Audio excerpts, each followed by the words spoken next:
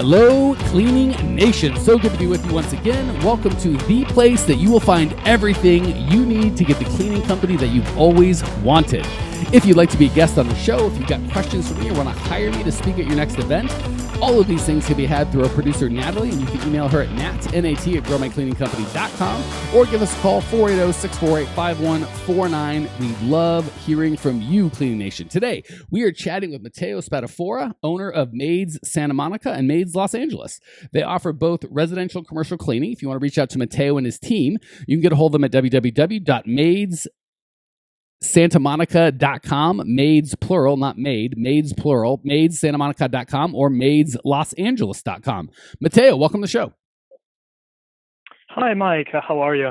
I am fantastic. Glad to have you on, my friend. Tell us a little bit about how you ended up in Los Angeles / Santa Monica in the cleaning business. Yeah, it's basically I'm from Italy, and I moved with my family to Los Angeles about 3 years ago for family reasons. And I applied for an investor visa, and I had to find a business to generate, an active business to generate jobs. So we used to use a cleaning company, and so I got in touch with the owner of the cleaning company. And then I ended up buying the cleaning company that was cleaning our own apartment.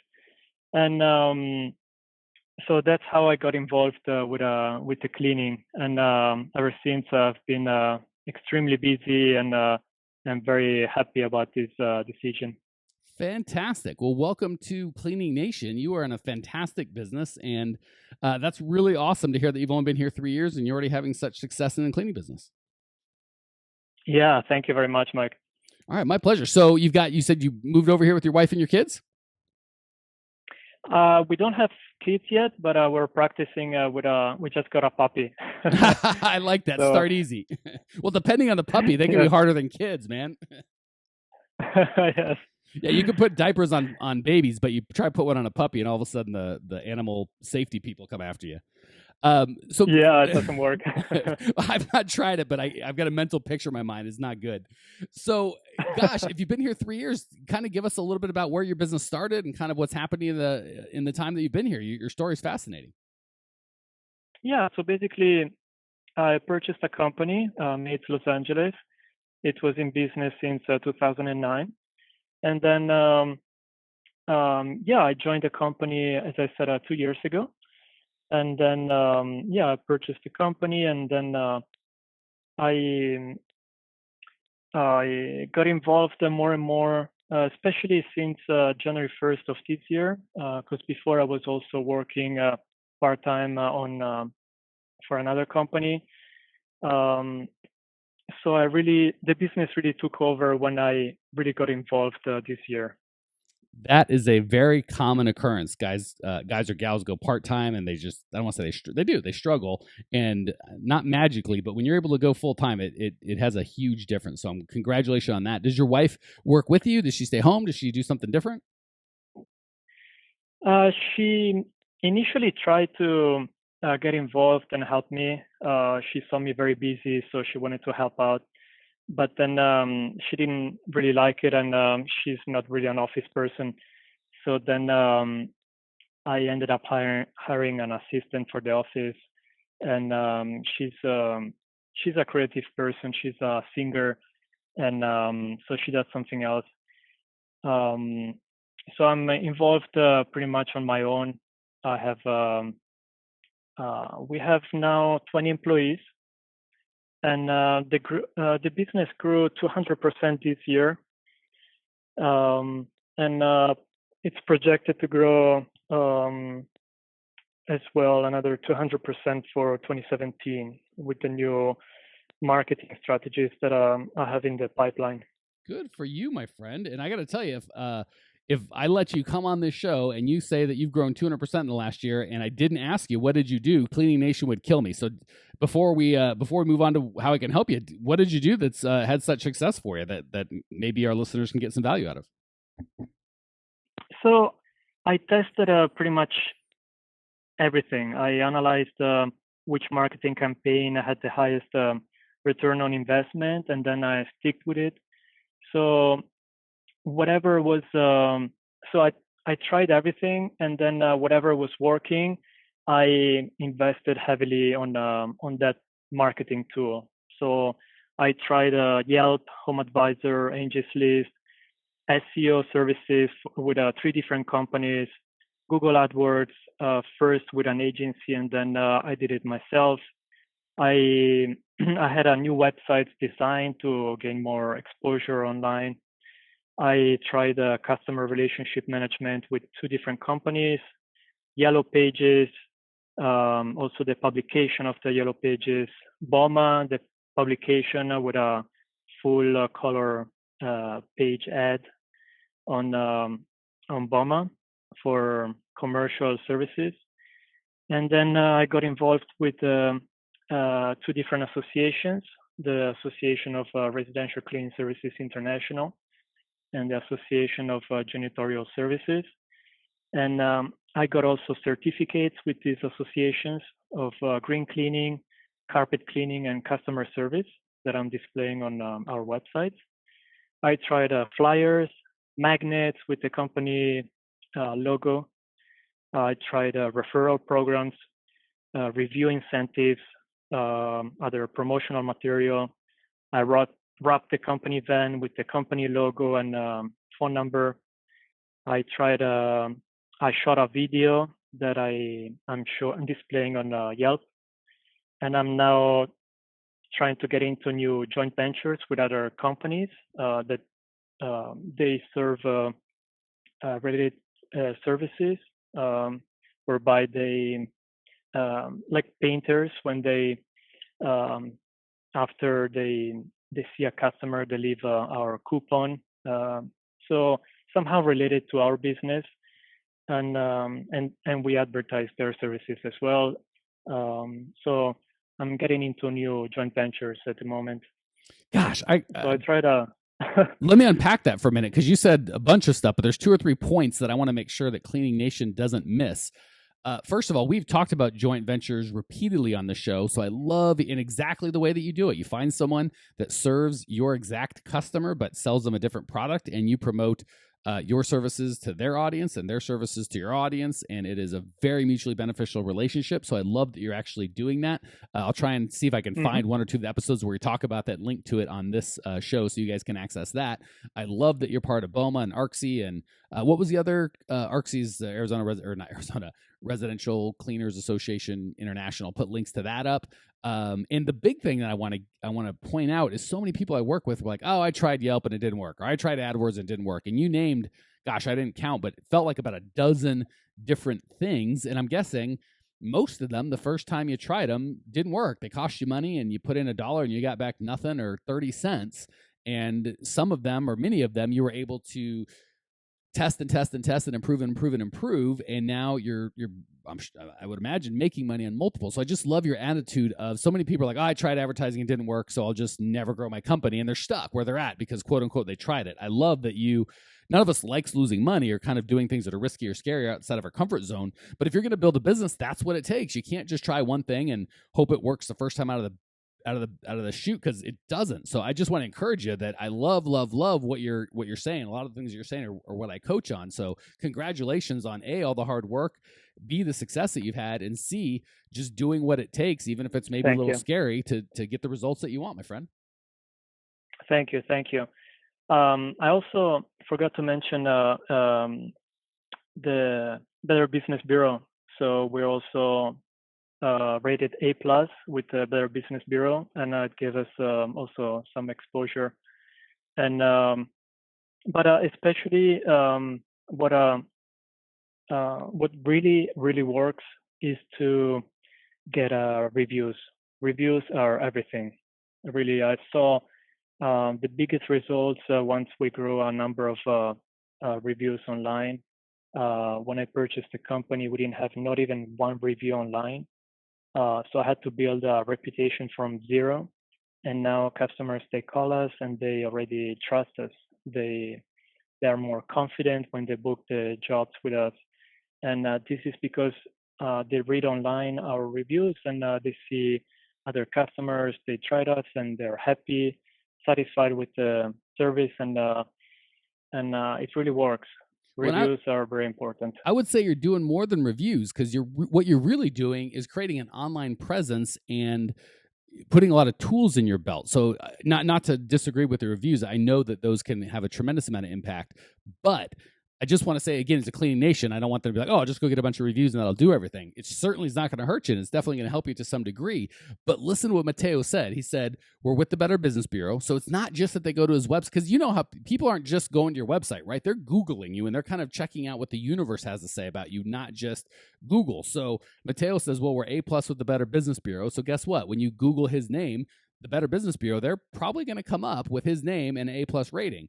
They've got a bunch of good reviews, probably on Yelp and Google, so that's working. They're with 3 or 4 associations, so it seems like you're really building a community around that of trust. So, but when I come to you, sure, I've got other people saying that you're great, but I see that you're certified here and you're a member of BOMA and ARCSI, and if I'm familiar with either of those, I'm comfortable. And you've got these reviews, and maybe you were referred to me by my painter, who I trust. So I really like that you're creating an environment of trust, and not that the referrals. The reviews aren't a big part of that, but I just want to encourage Clean Nation.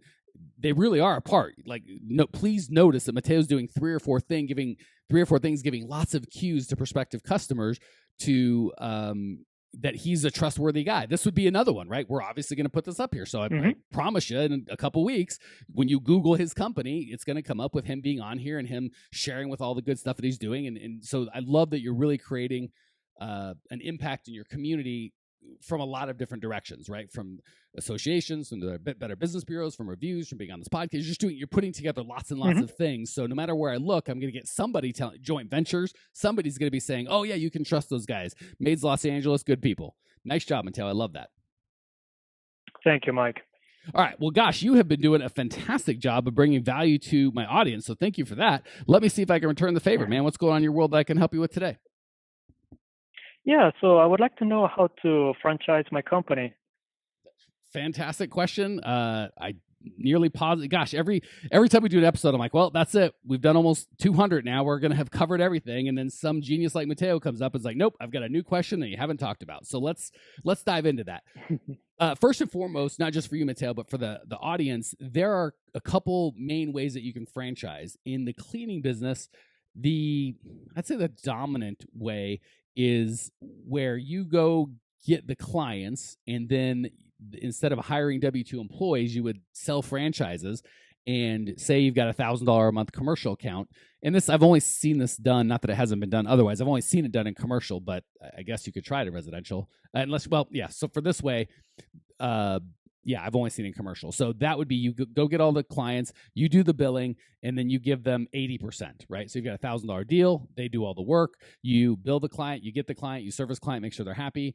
You collect $1,000. You give your franchisee $800 of that.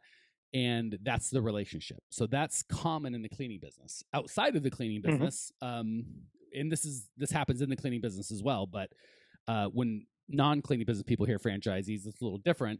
It might be, give me an upfront investment of $30,000 or $40,000 or $50,000 and 6 to 10% of your sales every month, and we're going to provide you with our logos, our systems, our marketing. You're going to do everything. You have to get your own accounts. You have to build your own client list. You have to do everything, but we're going to provide you with marketing and systems and processes. And for that, you're going to pay us, 30 to maybe even 100,000, depending on what you want up front, and then a percentage ongoing. Are you familiar with those? And if so, did you have one that you're kind of picturing? Because it'd be a very different strategy for each. Yeah. That's all very, very valuable information, and I'm very, very, very interested in learning more about it. Okay, so the first step would be to decide which of those you want to pursue, right? Because the plan to sell franchises with a large upfront investment is very different, and then percentage going forward is very different than the plan to say, hey, I'm just going to start selling the contracts that I have to franchisees, and I'll find the customers, I'll bill the customers, I'll collect the money, and then I'll pay the franchisees to do the operations piece of it. They're very different plans. I do want to encourage it. Sounds like you do residential and commercial. If you're going to do if you're going to do the first plan where you get the accounts and just pay the person a percentage, I've not seen that executed in the residential side, only in the commercial. If you're going to do a typical franchise where you take a large amount up front and charge a percentage every month, I've seen that happen more often in the residential, like the Mary Maids, Molly Maids.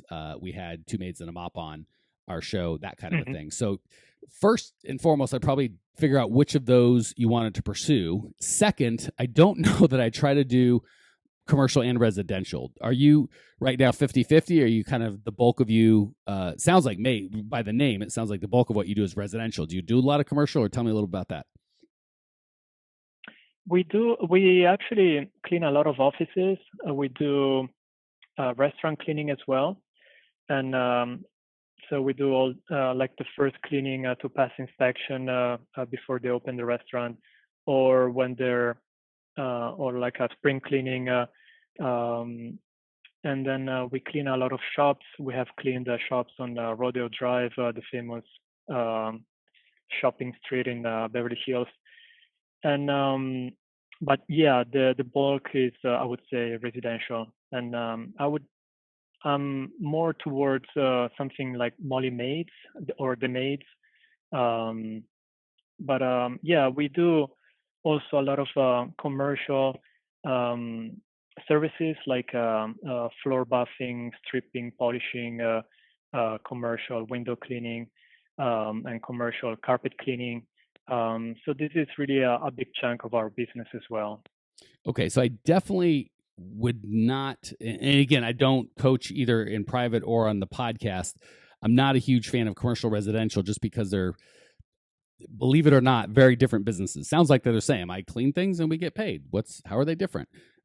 They really are. So if you were so in a regular business setting, if I was just coaching you privately or personally, I would try and say, hey, let's really find who your target market is and make sure we go after them and focus on that. If you're going to franchise, that almost becomes a requirement in terms of franchising, especially if you're talking about like the Molly Maid part where it's like, hey, I'm going to actually go sell a franchise. I'm going to collect $50,000 up front or whatever your fee is. I've got to find that buyer. I've got to have a bunch of systems. We're going to collect a percentage every month in exchange for systems and ability to use logo and pricing and all that stuff. That's a huge undertaking, and it's going to require a ton of focus, actually, to be quite frank, quite a bit of money, and I'd hate to see you trying to have too many things spinning. So if that's really something that you wanted to do, I would I would have that, if you decide to go forward, as your only goal for probably the next maybe 2 to 3 years, is just creating a franchise. Creating a franchise is a very different business than running a cleaning business. It's almost the difference between someone that's a good maid and says, hey, I'm going to start a maid business, and they think it's the same. It's not. Running a maid business is very, very different than cleaning houses. The exact same thing applies to owning a franchise. Is very, very different than owning a cleaning business. The cleaning business, you're in the client attraction business, the customer service. You've actually got to do a lot of operations. If you're running a franchise, it's very different. You're now in the customer attraction, that your only job is to sell franchisees, and you've got to make sure that you've got systems and processes that are just absolutely bulletproof, so they're getting their money's worth, so they succeed. So honestly, if that's the franchise mode that you want to do, like a Molly Maids or something like that, I'd probably spend the next 2 or 3 years getting your systems and your documentation just absolutely bulletproof. Open 2 or 3 or 4 locations that are company owned. Get results, right? Get to where you're like, I know I can open a franchise or a store or a new location, and in 12 months we're up to 200,000 with a net profit of $20,000 and or 40, 20%, $40,000, and it's repeatable, right? We've got a system that we use. It's not Matteo trying to figure everything out new every time. You've got a system that works, whether Mike's doing it or Matteo's doing it or whoever your franchisee's doing it. It works. So really, I would probably spend the next 2 or 3 years getting your systems bulletproof. And honestly, if that's what you're going to do, I'd probably work with a consultant. There's guys that can help you through that, because there's a lot of legal paperwork that you have to do to make sure that you're not taking advantage of people. And when you start taking people's money for investment, you have to make sure you do that right, and cover your bases on a legal side. So if that's the way you'd want to do. Step one would be really getting your own private systems in place. Get 2 or 3 locations opened up, so you're like, yep, I can. When John in Idaho buys my first franchise, I know I can open one in Idaho because I've done one. I've opened multiple places before, and I know how it goes. I'd probably do that for the next 2 or 3 years, and then once that's probably 70% done, I'd contract with somebody that specializes in that to help you start getting the legal process and paperwork moving. All right. I know that's a pretty quick answer for a real big question. Any other thoughts or help you need on that before we hit the lightning round, my friend? And with respect to SEO services, then the franchisor would be in charge of doing all the online marketing for the franchisee. So that excellent question. That's up to you. Like I said, and I would definitely check out the Two Maids and a Mop episode that we had on. And literally, I just also did, what's it? Steven from AMC.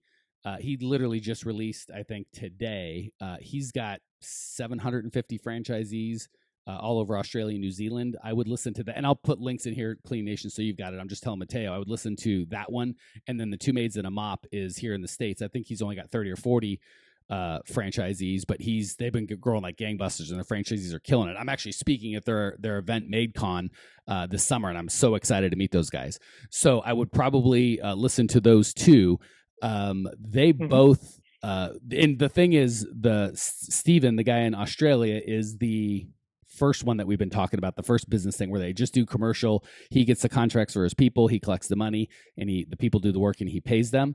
The Two Maids and a Mop guy is more like the Molly Maids model, where he takes money up front and then takes a percentage, and he does provide their SEO. So when you say, is that something you have to do? I don't think by law you'd have to. If I was going to open a franchise, yes, I would handle that for them, and it would be Maids San Diego, Maids Arizona, Maids, whatever my thing is, and I would handle all that centrally. But I think that's more of a good business decision than a legal requirement. Mm-hmm. Cool. Any other questions before we hit the lightning round? No. All right. We're going to go through this quick because you were so fascinating. I went, wait, we're already over 20 minutes and we haven't even hit the lightning round, but it was worth it because I am loving your story, my friend. I'm going to give you 3 quick questions. You're going to give me 3 amazing quick answers. Question number 1, what's the best piece of advice you've ever received? So the best advice I've ever received is to know everything about the business I'm in. So I really learned that if I want to be successful, if I want my company to be successful, I really need to know everything about cleaning, about running a successful cleaning company, and I need to know which marketing strategies work, which don't, and what are the best practices in the industry. And I really need to know everything, because when I got involved, I was coming from asset management, a totally different industry, and I knew close to nothing about cleaning. And the first year I lost $45,000, also, and mainly because I wasn't involved in the company. As I said, I had a part-time job, but then I decided to get involved full-time beginning of January 1st of 2016, and that's when I tested firsthand how it works, and I could test all these different marketing tools, and I really got involved, and I made the company grow, because last year when I first started, I gave the company to a manager, and the manager was also coming from a different industry, so she wasn't very familiar, and she had no idea where to advertise online, how to advertise. Sounds like you had the blind leading the blind. You didn't know, she didn't know, and that's an absolute exactly recipe for disaster. All right, let's move on, just because I want to make sure we don't run super long. What's the biggest mistake you've made in the cleaning business that the rest of us can all learn from? Yeah, so related to the first question, not getting involved firsthand. So this was really my biggest mistake. I was involved elsewhere with another job, and I learned that the owner needs to be involved firsthand, and I really had to put my hands into this company myself. I was relying too much and trusting too much this assistant, and she wasn't doing the right job. And And then after checking the financial statements at year end, and I saw we were making a big loss, I said, okay, that's it. I got involved myself, and I turned around the company 360 degrees, and now we are skyrocketing.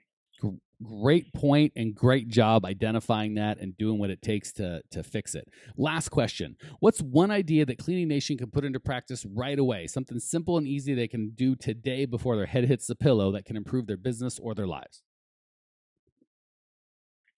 Really get in the street and knock on doors. We went to construction sites whereby houses were almost ready to put on the market, and we got the cleaning, the post-construction cleanup before they were gonna do their first open house. And we knocked on doors, property managers. We got a big contract for cleaning high-rise buildings, and it's really getting in the street and knocking on doors and giving out flyers and promotional material. And so this is really for an immediate result. Gosh, if you have more time, then really get online, and online you will find everyone else. Yeah, I've got to tell you, a lot of the stuff sounds a lot like just good old-fashioned hard work. Matteo, thank you so much for sharing. Thank you for joining us, sharing your passion, your desire to grow. I appreciate you. I know that Cleaning Nation appreciates you. Cleaning Nation, when you want to check out Matteo's show notes page, get all the links that we talked about, discover everything you need to grow your cleaning company. You'll find it all at growmycleaningcompany.com. Leave your questions, your comments, your remarks. I will see you there. Congratulations! You are now 16% smarter. Still can't get enough cleaning goodness? Go to www.growmycleaningcompany.com for more of the good stuff. Ever want to be rich and famous? Owners of cleaning companies as well as industry experts can apply to be featured on the show by emailing our producer Natalie at support@growmycleaningcompany.com. Until then, don't miss out on all the latest cleaning industry lovin' at www.growmycleaningcompany.com. Check it out now.